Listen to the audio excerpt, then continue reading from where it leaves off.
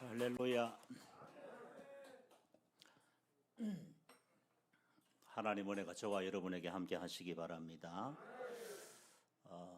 하나님께서 우리 나라를 사랑하셔서 좌파한테 정권을 안 넘기고 이제 우리가 하나님이 참 우리 민족을 사랑하신 것 같다, 그런 생각을 하게 됩니다. 아까도 그분도 교회 집사 아니냐 그렇게 말하지만 여러분 보세요. 북한의 기독교를 가장 극렬하게, 가장 간악하게 앞장서서 이 기독교를 말살시킨 사람이 강양욱 목사입니다. 여러분 이걸 아셔야 돼요. 그러니까 목사님이라고 다 목사님이다? 아닙니다. 성도라고 다 성도다? 아닙니다. 그래서 여러분, 우리가 교회 안에서 내가 무슨 직분이 중요하냐 하겠지만은 더 중요한 것은 하나님과 나와의 관계에서 정확하고 분명한 자기 인식이 필요해요. 제가 지난 주간에 장례식을 다녀왔는데 연세가 이제 93인가 이제 연세가 그렇게 많으신 아버님을 세상에 떠나셨는데 이렇게 보면서 그 아버지가 구원의 확신을 갖고, 그리고 내가 하나님의 자녀인 것과 내가 죽으면 천국 간다라는 그 소망을 새벽에 1시에 일어나서 예배를 드렸대요. 그 딸이 아버지하고 계속 예배를 드렸다는 거예요. 어제 저녁에 제 아내하고 얘기를 하면서 우리 장인이 예수를 안 믿었던 분이에요. 근데 이제 내가 그때는 29, 30 요 어간인데 명색이 저는 전도사예요, 그때. 근데 제 아내 보고 당신이 들어가서 아버님 케어하고 아버님께 복음을 전해라. 근데 이 사람이 하나하나 예수님이 누구이신 거, 하나님이 아버지를 사랑하는 것과, 그리고 아버지가 예수님의 십자가 피로 말미암아 우리가 구원받는다는 거, 아버지 죽으면 천국 가, 막내딸이니까 사랑을 너무 많이 받았어요. 그런데 그 얘기를 하는 중에 아버지가 처음에는 입을 꽉 닫고 있다가 돌아가실 어간쯤 되어서는 딸이 하는 대로 다 아빠 아멘해, 아버지 아멘해요 그러니까 아멘하고, 아버지 하나님 자녀인 걸 믿어요? 아멘. 그 자기 자신의 신앙을 고백하는 거예요. 그러면서 세상을 뜨셨는데 어젯밤에 자면서 아내가, 우리 아버지가, 자기 이제 친정 아버지가 우리 장인이 예수 믿고 구원받고 하나님의 자녀인 것을 확실히 깨달았다. 예수를 믿어도 잘 믿어야 합니다. 신앙생활을 해도 제대로 된 신앙생활을 해야 돼요. 우리가 예수만 믿으면 되지 사회직이고 다른 문제, 오늘 제가 여러분에게 내가 정치적인 강연을 하러 온 것도 아니고 어떤 철학을 강의하러 온 것도 아니고, 제가 여러분에게 이 자리에 와서 예수를 말하고 복음을 말하고 하나님의 자녀에 대한 확신을 갖고 우리가 세상을 살아갔으면 좋겠다라는 그런 마음의 열정이 있는 거예요. 우리나라가 이제 코로나로 인해 가지고 교인들이 많이 떨어졌고, 어느 분은 이렇게 말합니다. 서울 시내 지하에 있는 교회들이 대부분 문을 닫지 않았겠는가, 그렇게 말을 하는 거예요. 여러분, 이거 하나 올리는 게, 교회 하나 세워지는 게 얼마나 힘듭니까? 교회 하나 세워지는 게 얼마나 힘들어요. 얼마나 많은 목회자들이 눈물로 땀으로 기도로 세웠습니까? 그런데 한순간에 이 코로나 같은 이 이유로 말미암아 그야말로 교회가 아주 그냥 폭삭 내려앉는 그런 느낌이 들어요. 난 요즘 생각해 볼 때 30만, 40만, 60만 명의 확진자가 나오는데 이 정부가 언제 이렇게 관대했습니까? 여러분도 제대로 교회 못 드리게, 그냥 예배도 못 드리게, 우리 교회도 와가지고 아침 저녁으로 와서 구청에서 나와가지고 시청에서 나와가지고 목사님 마스크 써요 그러고 막 항의를 하고, 너 누구야 그러고 우리 장로님이 싸움을 하고, 60만, 30만, 20만, 40만이 나와도 교회 하나 공무원이 얼쩡거리지도 않아요. 선진국일수록 공무원이 좀 적어야 돼. 공무원이 많으니까 앉아가지고 어디를 어떻게 힘들게 할까? 여러분, 우리가 여러분 이 자기도 여러 계층에 계시다가 오신 분 계시겠지만은 생각을요, 적어도 지도자라면, 공직자라면 내가 어떻게 하면 이 사람들을 유익하게 할까? 어떻게 하면 힘들지 않게 할까? 어떻게 하면 어려움을 해결해 줄까? 이런 생각과 이런 마인드의 방향을 가지고 있어야 되는데, 제가 시골 교회를 섬길 때 교회를 사택을 지었습니다. 사택을. 교회는 너무 잘 지어놨고 사택을 짓는데, 그 사택을 짓는데 그 기간 동안 나도 모르게 야당이 돼. 야당. 왜? 너무 규제가 많고 이래라 저래라 이래 해석하면 또 그거 빠꾸시키고. 그래서 여러분, 아마 이 서울에도 집 하나 지으면 다 야당되다는 말이 나올 것 같아요. 규제가 많고 막 사람을 올가매고. 이게 공직자가 아니에요. 공직자는 여러분들을 어떻게 하면 편안하게 살까? 국민이 어떻게 하면 안전하게 살까? 종교인들은 집 사는데 아무 어려운 집을 사는데, 한국 사람들은 돈 1억만 돌려도 그 돈 어디서 나왔는가? 출처를 조사하고. 자국민을 위해서. 여러분, 자기 식구한테는 별로이면서 밖에 나가면서는 막 호인 소리 듣는 사람 있잖아요. 밖에 나가면 다 사람들이 박수치고 좋은 사람 말하는데, 여러분, 집안에서 좋은 사람들 해야 되지. 아멘. 내 교회에서, 내 가정에서, 내 나라에서, 여기에서 인정받고 존중받고. 사실 좋은 나라는 대통령이 누군지도 모르는 세상, 서울의 시장이 누군지도 모르고 구청장이 누군지도 모르고 그냥 아무 어려움 없이 살아가는, 규제 없이 살아가는, 자유롭게 살아가는 이런 세상이 좋은 세상이요. 지금은 뭐 청와대 김정숙 여사가 옷을 갖다가 어떻게 샀다더라, 현금을 갖다 줬다더라, 막 그래가지고 난리가 나잖아요. 그러고 뭐 할 필요가 뭐 있어요. 여러분, 우리가 제대로 된 신앙생활을 하고 하나님께 붙들림 받고 하나님의 자녀로서 분명한 영적인 그러한 지위와 생각을 갖고 살아가는 사람이라면 우리가 온전한 그리스도인으로서 세상에 빛이 되고 소금이 되는 역할을 감당할 수 있을 줄 압니다. 그러나 내가 내 길을 버리고, 내가 신앙의 길을 버리고, 말씀의 길을 버리고 다른 곳으로 가게 되면 우리는 하나님 앞에 영적으로 타락한 존재가 되고 말 것이라는 거예요. 사도행전은 여러분, 누가라고 하는 분이 있었어요. 누가라고 하는 분이. 이분이 의사입니다. 의사. 그렇기 때문에 누가복음을 보시게 되면은 예수님이 그 십자가에 피 흘려 죽으시고 그 일어나는 구체 병자들이 낫는 이런 기사와 이적들에 관해서 의사의 관점으로, 의사의 시각으로 이 성경을 기록했다라는 것을 잘 보여주고 있어요. 그래서 이 누가복음하고 이 사도행전을 이 누가라는 분이 같이 썼어요. 그래서 원래는 한 책이었습니다. 한 책이었는데 나중에는 2세기경에 와가지고 이 누가복음과 그리고 이 사도행전이 나눠져서 다른 그런 책으로 기록되었다라고 하는 거예요.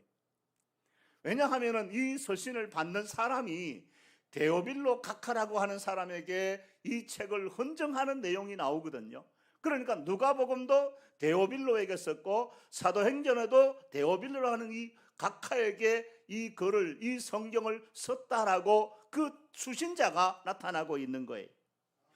그러니까 이 사도행전과 누가복음은 같은 사람이 같은 사람에게 쓴 책이다라고 하는 것을 알게 되는 것입니다. 오늘 이 성경을 보시게 되면은 데오빌로여, 내가 먼저 쓴 글에는 물론 예수의 행하시며 가르치시기를 시작하심부터 그렇게 말하죠. 내가 먼저 쓴 글이 뭡니까? 누가복음. 내가 먼저 쓴 글에서는 누구를 썼느냐? 예수 그리스도에 관하여 기록했다 이 말입니다. 예수의 행하시며 가르치시기를 시작하심부터, 그리고 그의 택하신 사도들에게 성령으로 명하시고 성천하신 날까지의 일을 기록했다. 이게 누가복음의 내용입니다. 그러니까 누가복음의 중심은 뭡니까? 사실은요, 이것이 유대인들과 그리고 이방 사람들에게 예수 그리스도를 증언하고 가르치고자 하는 그런 변증적인 그러한 내용이 담겨 있는 거예요. 여러분, 중요한 것은 유대인들은 지금도 예수님을 인정하지 않는다는 거예요. 우리는 예수님을 당연히 인정하잖아요. 나의 구주, 나의 생명, 나의 길과 진리와 생명 되신 예수님, 내 죄를 용서해 주신 예수님, 그 예수님을 나의 구주라고 고백을 합니다. 그런데 유대인들은 아직도 예수님을 인정하지 않아요. 아직도 메시아가 올 것이라고 말하고 있는 거예요. 그러니까 이 누가는요, 구약의 율법이, 구약의 성경이 끝이 아니라 구약이 말하는 분은 누구냐? 예수 그리스도이시다. 예수 그리스도를 강조하는 거예요. 그러니 성령의 전체의 주인공은 누구냐? 예수 그리스도예요. 구약은 예수님이 오실 것이다. 예수님이 오실 것이다. 어떻게 사실 것이다. 어떤 고난을 겪으실 것이다. 어떻게 죽으실 것이다. 이 내용이 미리 1000년 전에 다 예언되어졌다라고 하는 거예요. 그리고 예수님은 구약에 예언된 대로, 말씀되어진 대로, 그리고 예고된 대로 오셨고 사셨고 고난받으시고 죽으셨다 이 말이에요. 그 죽으심은 뭐냐? 우리의 죄인을, 이 죄인을 구원하기 위해서. 여러분, 우리의 가장 큰 문제는 죄의 문제를 안고 있다는 거예요. 죄의 문제. 로마서 3장에 보면 의인은 없나니 하나도 없다 그랬어요. 모든 사람이 죄를 범하였음에 하나님의 영광에 이르지 못한다 그랬어요. 죄의 싹은 사망이라 그랬어요. 우리가 모두 다 공통적으로 안고 있는 게 죄의 문제라는 거예요. 죄의 문제. 오늘날 큰 교회 목사님들은 죄에 관한 설교를 하지 않아요. 저도 가끔 기독교 방송, 기독교 TV, CBS, 한국의 기라성 같은 목사님들이 나와서 설교를 하는데 보면 죄에 관하여 설교하고 죄에 대하여 회개를 말하고 회개를 통하여 주어지는 하나님의 은혜와 성령의 역사에 관해서 설교하는 분들이 적어요. 안 하는 게 아니지만 1992년에 다미성교회에 와가지고 예수님이 재림했다 그래가지고 그 이후는 어떻게 됐습니까? 한국교회의 재림에 관한 설교를 싹 거둬버렸어요. 여러분, 정리합니다.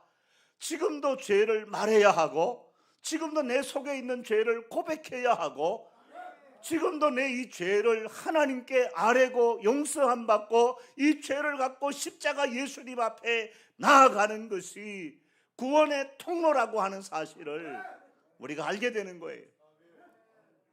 근데 이 죄를 말하지 않아요. 너도 죄인, 나도 죄인. 우리가 보면은 느끼는 게 뭡니까? 상식적인 얘기가 상식으로 들리지 않아요. 어느 목사님이 그렇게 말씀합니다.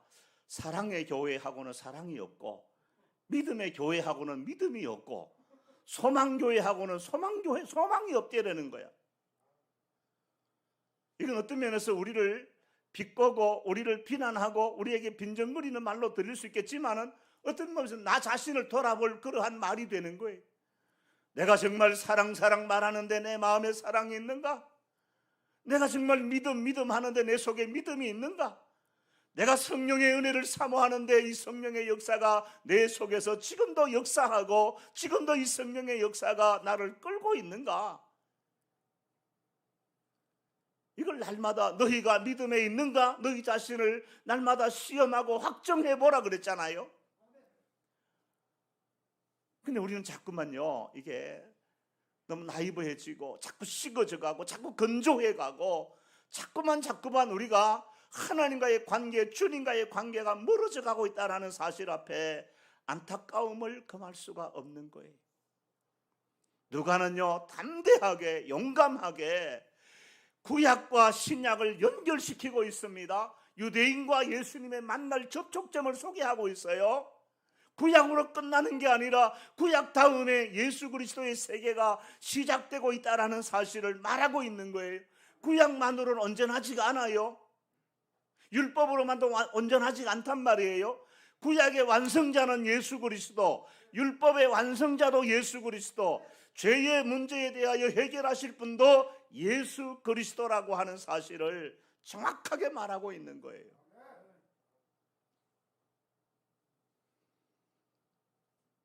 우리 집에 강아지가 많이 아파요. 오늘 아침에 아침도 안 먹고 저녁을 먹었을까 난 여기 있는데도 그게 생각이 나요. 근데 가만히 보면서 느낀 게, 이제 한 7, 8년 됐나? 사람 나이로 치면 뭐 60대, 80대, 60대 전후라 그래요. 근데 보니까, 이렇게 그냥 팔짝 뛰고 귀엽게 춤추고 나를 반겨주던 강아지가, 야, 가호야, 밥 먹어 해도 밥도 안 먹고 말이야. 빙빙 돌고, 내가 만지면 이게 다리에 뭐 통증이 있는지, 그래, 마음이 그래요. 한 마리의 강아지가 이렇게 나이 들고 이렇게 늙어가고 죽어가는 과정이 언제 죽을지 모르지만은, 이게 여러분, 이 강아지 한 마리에 국한될 문제가 아니잖아요. 저도 여러분도 이 길을 가는 거예요. 구글 포토에 이렇게 들어가 보면 내가 찍은 사진은 구글 포토에 다 올라가더라고요. 근데 보면 가끔 보면은 뭐 2년 전에, 4년 전에, 어떤 데는 10년 전에 이 사진이 탁 떠요. 보면은 그때 내 얼굴하고 지금 얼굴 보면은, 야, 그때는 팽팽했네. 그때는 머리도 좀 숱이 많았네. 뭔가 자꾸 비교가 되고 그래요. 요즘 제 안에 제일 큰 관심은, 고민은 팔자주름이에요. 이게 팔자주름이 생기니까, 여보, 이게 때문에 고민된다 이거야. 아니, 여보, 당신은 세상에서 제일 예뻐. 사실이죠. 아멘 한 사람만 우리 집 사람이 축복해 줘. 내가 볼 때는 뭐 그렇게 뭐 이렇게 뭐 문제가 없는 것 같은데, 자기는 이 팔자주름 때문에 당신 있나 보자 하고 내 얼굴을 막 까짓거 이렇게 보는데, 참 뭐 사랑 싸움하는 것도 아니지만은, 여러분, 이게 뭐예요? 사람이 이렇게 가는 거예요. 내가 우리 창 밑에, 우리 2층에 살고 창 밑에 산수유도 있고 벚꽃도 있어요. 근데 보면은 이걸 몇 년째 봤어요. 겨울에 그냥 배싹 말라가 죽은 것 같은 나무가 잎이 피고 꽃이 피고 열매가 맺더라. 가을이 되면 또 그 산수유 열매를 탁 따고, 그 겨울에 추운 겨울을 지나고 나면 또 이렇게 가는 거예요. 그래서 인생은 이렇게 가는구나. 이렇게 건강하다가도, 젊다가도, 무슨 일을 왕성하게 하다가도, 그리고 이렇게 늙어서 생명을 다하는구나. 그러나 또 자연의 이치를 보면서 봄이 되니까 거기에 싹이 나고 꽃이 피는 걸 보니까, 그 나무의 겨울이 끝이 아니라 봄의 새로운 시작이 있는 거예요. 제가 아는 목사님은 이 글귀를 좋아해요. 봄을 이기는 겨울은 없다. 봄을 이기는 겨울이 없다. 겨울이 아무리 추워도, 겨울이 아무리 우리를 고통스럽게 해도 봄은 온다. 봄은 온다. 옛날에 민주화 운동한 사람들이 뭐 민주화의 봄 했는데, 요즘 그런 문제가 아니고 인생의 고난의, 역경의, 환난의, 시련의 길을 다 걸어가지만 하나님이 주시는 은혜의 날, 회복의 날, 치유의 날이 오신다. 그걸 말씀하고 있는 거예요. 그래서 이 누가는요, 구약과 신약을 연결시켜 줍니다. 율법과 예수 그리스도를 연결시켜 줍니다. 구약이 끝이 아니다라는 걸 말해주는 거예요. 그러면서 오늘 중요한 말씀을 뭐라고 말씀하고 있느냐 하면은, 예수의 행하시며 가르치시기를 시작하심부터 그의 택하신 사도들에게 성령으로 명하시고 성천하신 날까지의 일을 기록했다. 여기에 예수의 제자들에게 성령으로 명하셨다. 성령으로 명하셨다. 신약에 찬란하게 열리는 신약의 광경은 성령의 역사라는 거예요. 물론 구약에도 성령의 역사가 있었습니다만은 구체적으로 여러분 보세요. 우리가 상식적으로 이 팔레스타인, 예루살렘, 유다, 그 작은 땅덩어리에 시작한 그 예수 그리스도의 복음이 사도행전 1장 8절처럼 너희에게 성령이 임하시면 너희가 권능을 받고 예루살렘과 온 유대와 사마리아와 땅끝까지 이르러 내 증인이 되리라. 예루살렘은 알겠는데, 유다는 알겠는데, 사마리아는 알겠는데 땅끝까지 이른다라고 하는 말에 관해서는 우리가 뭔가 감이 따라오지 않아요.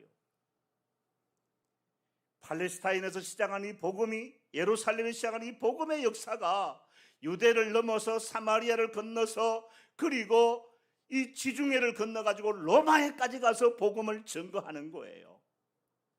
근데 이 과정에서 제자들의 어떤 실력이나 능력이나 말재주나 그런 것으로 한 것이 아니라 주의 성령께서 명하시고, 할렐루야. 여러분, 이 사도행전은 그래서 사도행전이라 부르지 아니하고 성령행전이라 그렇게 불러요. 다시 말하면 저와 여러분의 신앙생활의 모든 관점도 성령의 은혜와 역사가 아니고는 안 된다 이 말이에요. 저와 여러분이 구해야 될 것은 성령의 은혜를 구해야 하고, 성령의 도우심을 구해야 하고, 성령의 이끄심을 구해야 하고, 성령의 역사를 구해야 되는 거예요. 우리 한국교회는요 참 잘못된 게, 순복음교회에서 하도 성령 하니까 이 장로교 목사들은 성령 운동하면 이게 잘못된 걸로 알고 있어요. 순복음교회만 성령이 필요한 게 아니고, 순복음교회만 성령의 역사를 구할 게 아니라 오늘 우리 장로교 교회에도 성령의 은혜와 능력과 역사를 구해야 하는 거예요. 왜냐하면 성령이 아니고는 안 되기 때문에. 성령이 아니고는 신앙이 안 되고 믿음이 안 되고, 성령이 아니고는 하나님 앞에 여러분 단 1원 한 장 하나님께 헌금 드릴 수 없어요. 여러분이 주일날 와서 예배 드리고, 오늘 이 자리에 와서 예배를 드리고, 이렇게 앉아서 하나님께 영광을 돌리고 찬송을 하고 예배를 드리는 이 모든 과정은 여러분이 억지로 내가 원하지 않은 것처럼 왔지만은 누가 역사하느냐? 하나님의 성령이 역사해서 이 자리에 오게 하셨단 말이에요. 아마 오기 싫은 사람은 아마 다 지금도 방에서 주무시는 분도 계실 거예요. 밥만 먹고 자면 되지 뭐. 그리고 안 오시는 분도 계실 거야. 그러나 여러분이 이 자리에 나오신 것 자체가 하나님의 성령의 주도적이고 면밀한 하나님의 성령의 역사가 여기에 있었다라고 하는 걸 말씀하고 있는 거예요. 성령이 임해야 됩니다. 성령이 임해야. 여러분, 서대반 집사님의 순교의 상황을 보시기 바랍니다. 옳은 소리 했습니다. 제대로 된 복음을 말했습니다. 구약을 말하고 신약을 말하면서 예수님을 말했습니다. 그 예수님이 우리의 죄 때문에 죽으신 사건, 예루살렘의 사건을 말하고 전파하다가 돌에 쳐맞아서 죽습니다. 그런데 스데반이 고통하고 그리고 아픔을 겪으면서도 하나님을 향하여 환한 미소를 지으며 기꺼이 순교할 수 있었던 것은 성령이 그에게 임해서 그들을 사로잡고 역사했다 이 말이에요. 일본의 나가사키를 가보시고 그 다음에 그 운젠 거기 지역을 가보시면은 그 당시는 천주교인들이에요. 이분들이요 예수를 믿는다는 이유로 발에 신발을 신지 않고 그 높은 계곡을 그냥 수십 리 길을 걸어와가지고 그 산꼭대에서 순교를 당한 그 흔적이 있더라고요. 일본은 우리보다 복음이 먼저 들어왔어요. 그걸 보면은요 이 길을 걸어가는데 예수를 믿는다는 이유 때문에, 신앙을 가졌다는 이유 때문에 고난을 당하고 환난을 당하고 그리고 어떤 순교의 현장에 이를 때에 우리 육체의 힘으로 감당하겠습니까?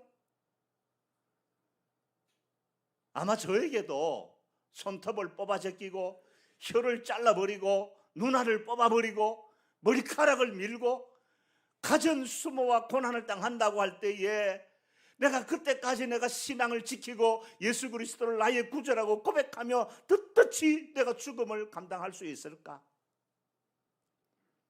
중세 교회사를 보면은 그 로마 카톨릭이 우리 개신교에 대해서 얼마나 많은 그런 잔악한 고문이 행해졌는가를 우리가 알게 됩니다.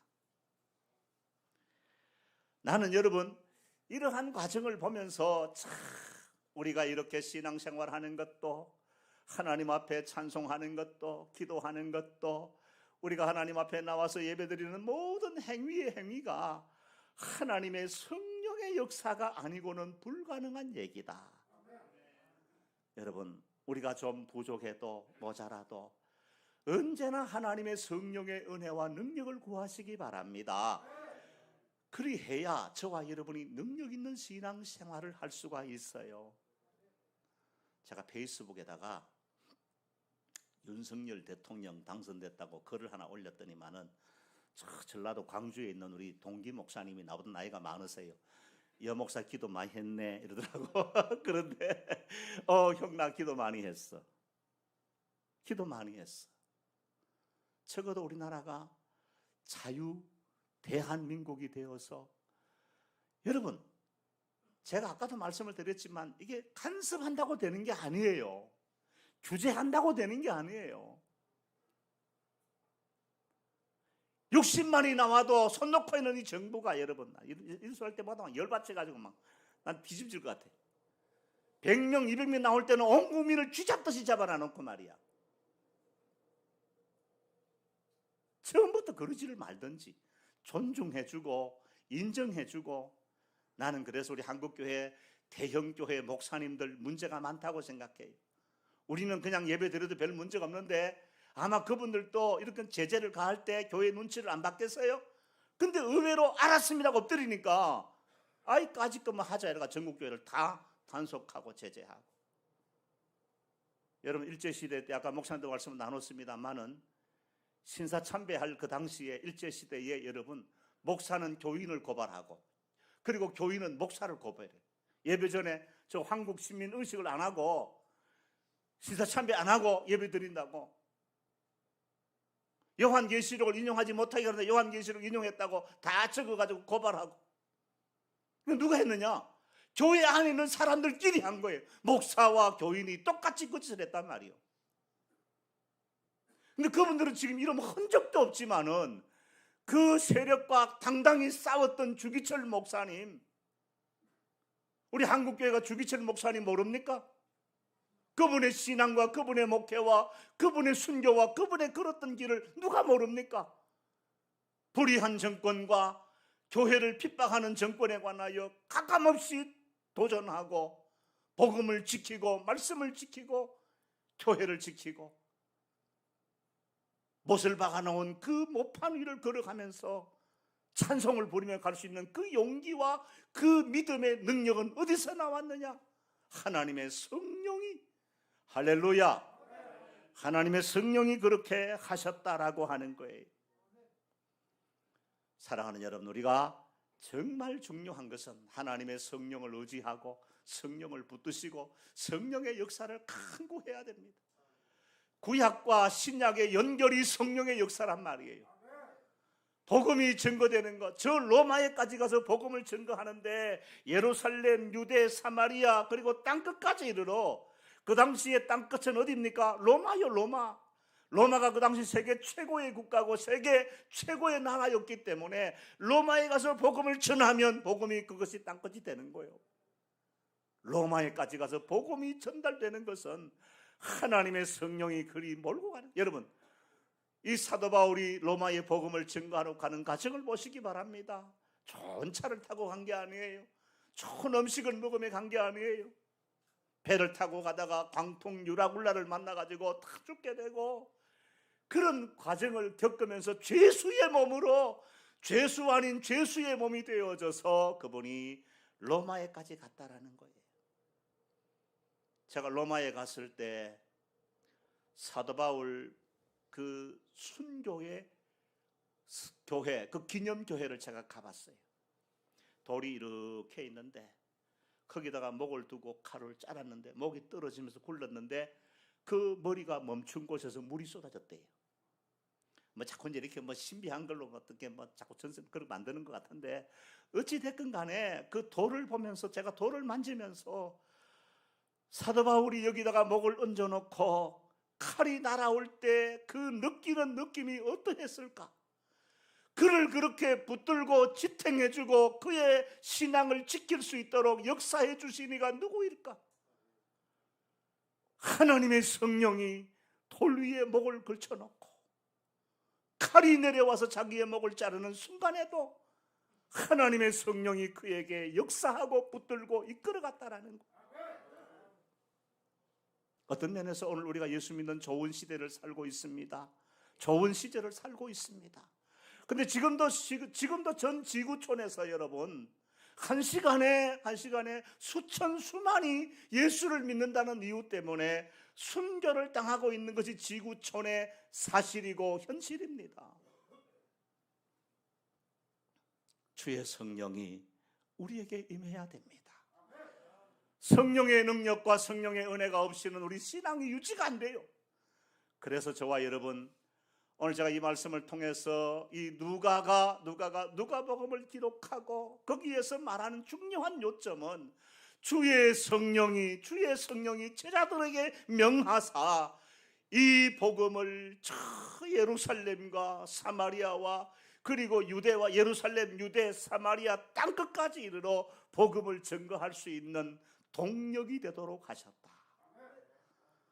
우리 사는 동안에 주의 성령 의지합시다. 성령을 붙듭시다. 성령의 약속을 붙들고 그 말씀 따라갑시다.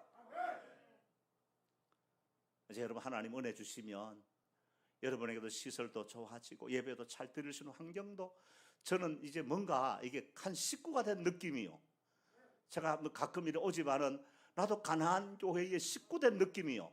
그래서 예배 처소도 그렇고 여러분 숙소 문제도 그렇고, 그리고 이런 모든 하는 사역 위에 하나님이 좀 역사하셔서 서울시장 마음을 좀 움직여가지고 땅도 주고 건물도 지어주고, 그래서 여러분 좀 편안하고 안락하고, 여러분들이 그런 일이 좀 나타났으면 좋겠어요.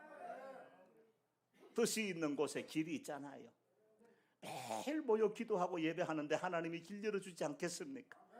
열면 닫을 자가 없고 닫으면 열 자가 없는 그 예수 그리스도, 그 하나님께서, 그 성령의 은혜가 오늘 저와 여러분에게 이 땅, 이 나라 대한민국에 이 가나안 재단 위에 영원토록 임하시기를 주의 이름으로 축원합니다.